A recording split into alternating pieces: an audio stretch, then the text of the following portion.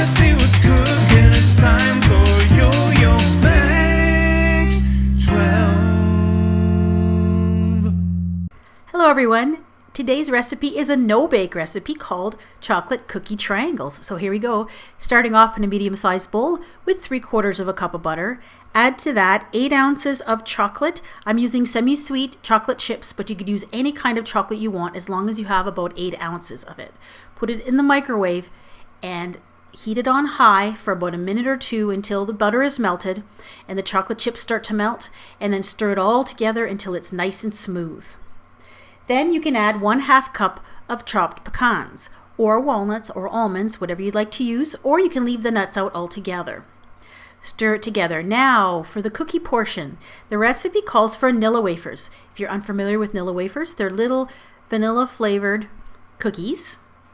You'll need about 30 of them, but you could use whatever kind of cookie you want in this, of course.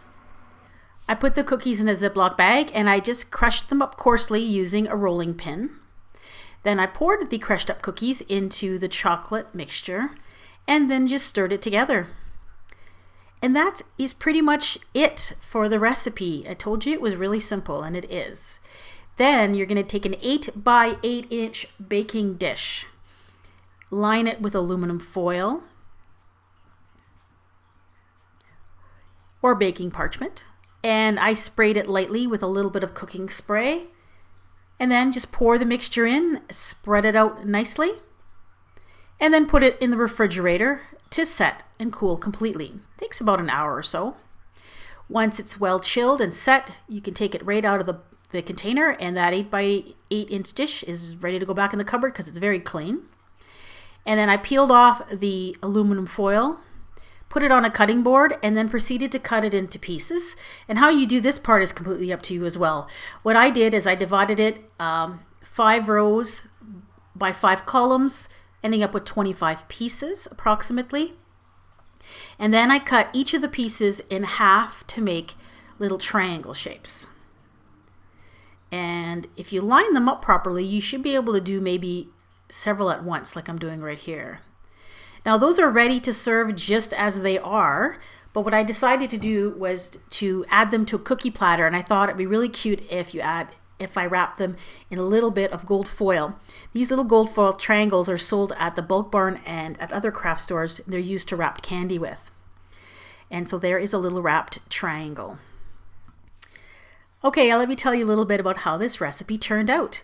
I thought these tasted very, very good. They're delicious. They melt in your mouth. You have that lovely chocolate and butter flavor with a little bit of crunch from the cookie and from the nuts if you use those. You need to keep these in the refrigerator. I find at room temperature they get a little bit soft and melty, so that when you handle the pieces, the chocolate comes off to your fingers very easily. That's why it's better to keep them very small like that, so that people can unwrap it and just pop it right in their mouth for one bite, and then that would be perfect. Now, if you decide to give these a try, I'm going to offer a couple of suggestions. First of all, I think you could reduce the amount of butter in this from 3/4 cup down to 1/2 cup quite easily. And the other thing I'm going to mention is I think you should use unsalted butter. I use salted butter in this recipe, and the salty flavor of the butter was quite prominent in the final result. It was still good because sweet and salty go quite nicely together, and even in desserts. But I found it a little bit too much. So use unsalted butter. And if you want to give it a try by reducing the amount of butter, I think that you could do that as well. So if you do give these a try and try any alterations to the recipe, or if you use a different kind of cookie, I'd love to know. Let me know in the comments. Thanks for watching. See you next time.